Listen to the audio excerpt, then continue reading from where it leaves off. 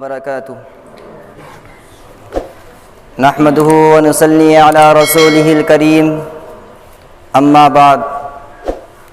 فأعوذ بالله من الشيطان الرجيم بسم الله الرحمن الرحيم أوأمن أهل القرى أن يأتيهم بأسنا ضحى وهم يلعبون صدق اللہ العظیم۔ خون کی روشنائی سے تحریر تھی لوح وقت پر داستان وفا، خون کی روشنائی سے تحریر تھی لوح وقت پر داستان وفا، نو کے خنجر سے اس کو مٹایا گیا، اب ثبوت وفا کس طرح لائیے۔ کتنے ارباب ہمت نے ان کے لیے بڑھ کے میدان میں جان بھی ہار دی، کتنے ارباب ہمت نے ان کے لیے بڑھ کے میدان میں جان بھی ہار دی، اب بھی ان کی نگاہوں میں ہے بدزنی، اب بھی ان کو وفا کی سند چاہیے۔ قابل صد احترام حضرات اساتذہ کرام، معزز مہمانان عظام اور عزیز طالب علم بھائیوں، میں بلا تمہید و تاخیر اپنی بات شروع کرتا ہوں۔ یہ 26 جنوری کیا چیز ہے، اس کا پس منظر کیا ہے، آئیے ذرا جان لیں۔ الحمدللہ ہمارے محبوب وطن ہندوستان کو 15 اگست سن 1947 میں استعماری انگریزی ناپاک پنجے سے آزادی کی نعمت حاصل ہوئی، جس کے بعد آج ہی کے دن 26 جنوری 1950 کو گورنمنٹ آف انڈیا ایکٹ 1935 ہٹا کر ہندوستان باقاعدہ جمہوری ملک بن گیا اور یہاں ہمارا اپنا آئین نافذ ہوا۔ ملت اسلامیہ کے غیور نوجوانوں، یوں تو مسلمانوں کی تاریخ مشکلات و مصائب، ابتلاء و آزمائش کی داستانوں سے لبریز ہے۔ مسلمانوں کے خلاف ہر دور اور ہر زمانے میں مخالفت و معاندت کی آندیاں چلی، نفرت و عداوت، فتنہ فساد کا سیلاب آیا، نفرت و عداوت کے طوفان آئے، مگر اس حق پرست جانباز قوم نے ان سب کا رخ ہمیشہ کے لیے دشمنوں کی طرف موڑ دیا۔ آج بھی عالمی پیمانے پر مسلمانوں کو ہر ملک میں ظلم و ستم کا نشانہ بنایا جا رہا ہے،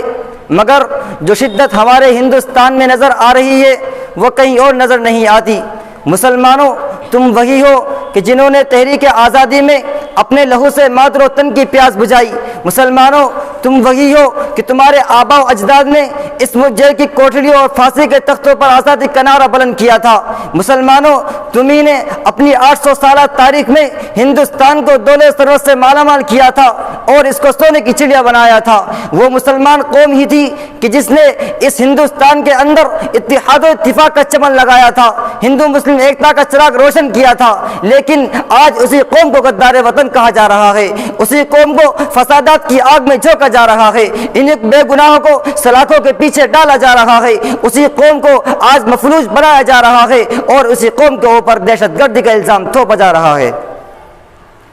جب گلستہ کو خوں کی ضرورت پڑی تو سب سے پہلے کی گردن ہماری کٹی، جب گلستہ کو خوں کی ضرورت پڑی تو سب سے پہلے کی گردن ہماری کٹی، پھر بھی کہتے کہ ہم سے یہ اہل چمن، یہ چمن ہے ہمارا تمہارا نہیں۔ ارے یاد کرو اس وقت کو جب وطن عزیز غلامی کی زنجیروں میں جکڑا ہوا تھا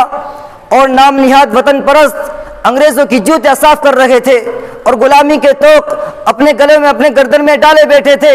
اور یہ ہندوستان آزادی کے لیے ترس رہا تھا۔ تو اس وقت اس ملک کی گود میں پرورش پانے والا کوئی مائی کرال اتنی جرأت نہیں کر سکتا تھا جو انگریزی حکومت کو للکار سکے، جو دنیا کی سپر پاور طاقت کا مقابلہ کرنے کے لیے آواز اٹھا سکے۔ ارے دیکھو ہماری بے باکی کو، سب سے پہلے جس نے آواز اٹھائی وہ کون تھا؟ سب سے پہلے جس نے آواز اٹھائی وہ شیر دل انسان، انسانیت کا مسیحا شاہ ولی اللہ کا فرزند شاہ عبدالعزیز تھا۔ شاہ عبدالعزیز کی آواز کیا تھی؟ شاہ عبدالعزیز کی آواز یہ تھی کہ انگریزوں کے خلاف جہاد کرنا چاہیے، ملک ہندوستان کو انگریزوں سے آزاد کرانا چاہیے۔ ملت اسلامیہ کے غیور نوجوانوں، اسی آواز کے سہارے شاہ عبدالعزیز کا یہ فتویٰ انگریزوں کے لیے خطرناک پیغام تھا کہ جس نے انگریزوں کو بے چین کر دیا تھا۔ ملت اسلامیہ کے غیور نوجوانوں، اسی آواز کے سہارے علماء ہند، خاص طور سے علماء دیوبند میں وہ سربر کفن باندھ کر انگریزی حکومت کا خاتمہ کرنے کے لیے میدان عمل میں کود پڑے۔ پھر تاریخ نے کیا دیکھا؟ پھر تاریخ نے یہ دیکھا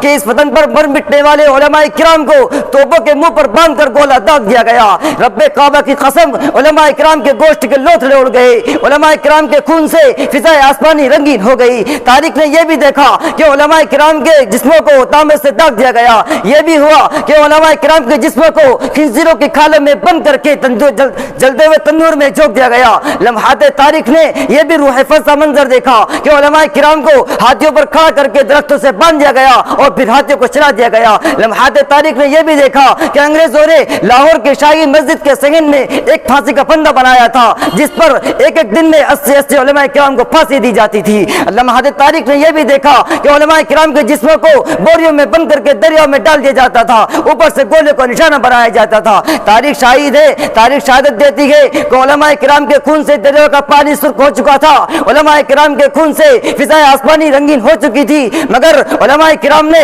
انگریزوں سے سمجھوتا کرنا گوارا نہیں کیا۔ علماء کرام نے انگریز کے سامنے اپنی گردنیں نہیں جھکائی، علماء کرام نے انگریزوں کے سامنے پہ گھٹنے نہیں ٹیکے۔ لیکن افسوس تو افسوس کہ آج ہماری تاریخ مٹانے کی کوشش کی جا رہی ہے، آج ہماری تاریخ کو مٹانے کے لیے طرح طرح کی سازشیں رچی جا رہی ہے، آج ہماری تاریخ مٹانے کے لیے طرح طرح کے پلاننگ کی جا رہی ہے، اور ستم بارے ستم یہ کہ ہم سے یہ سوال کیا جا رہا ہے کہ تم نے اس ہندوستان کو کیا دیا۔ ملت اسلامیہ کے غیور نوجوانوں، میں ان سوال کرنے والوں سے یہ کہنا چاہتا ہوں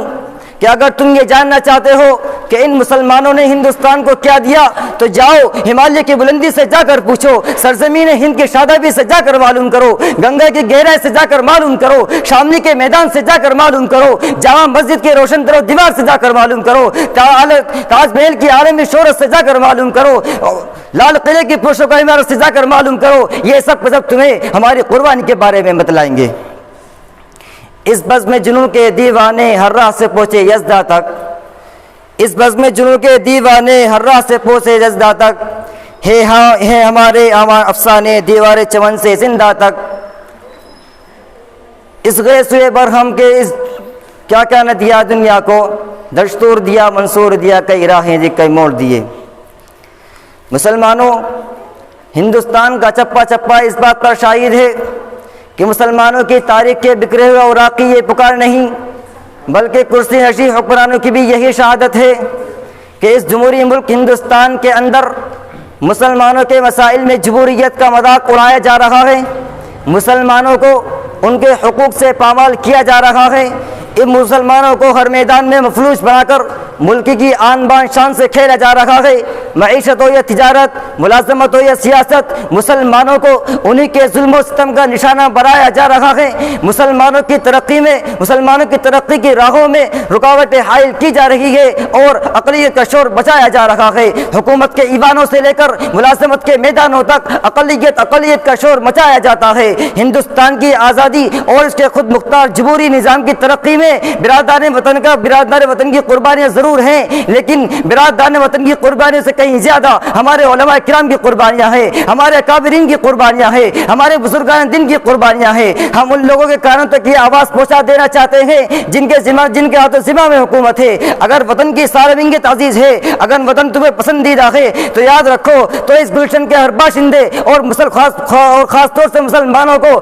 ہر وہ حق دینا ہوگا جو جمہوریت کے آئین کی روح سے ملتا ہے، مسلمانوں کو ہر وہ حق دینا ہوگا جو جمہوریت کے قوانین کی روشنی میں ملتا ہے، مسلمانوں کو جمہوریت کے قوانین کی روشنی میں ہر طرح سے مذہبی آزادی چاہیے۔ ہم حکومت پر قابض طاقتوں کو یہ باور کرا دینا چاہتے ہیں کہ وہ مسلمانوں کے حقوق کو اب اور پامال نہ کرے، وہ مسلمانوں کو ان کے حقوق سے اب اور پامال محروم نہ کرے، ورنہ یاد رکھو اگر ان کے صبر کا دامن چھلک اٹھا، اگر ان کے صبر کا پیمانہ چھلک اٹھا اور صبر کا دامن ان غیور نوجوانوں کے ہاتھوں سے چھوٹ گیا تو یاد رکھو یہ تمہارے لیے آتش فشاں بن اٹھیں گے، یہ غیر خداوندی بن کر غداران وطن کی دھجیاں اڑا دیں گے، یہ دل و جان سے ان کے اس ملک پر اٹھنے والی ہے نگاہ کو آگ لگا دیں گے۔ اب جاگ اٹھیں گے